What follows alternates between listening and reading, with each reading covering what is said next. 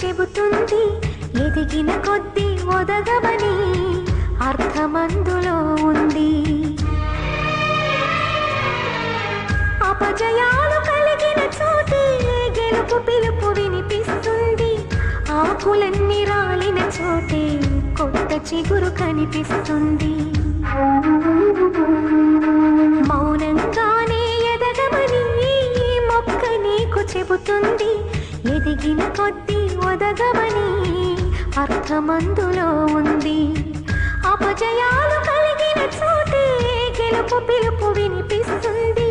ఆకులన్నీ రాలిన చోటే కొత్త చిగురు కనిపిస్తుంది.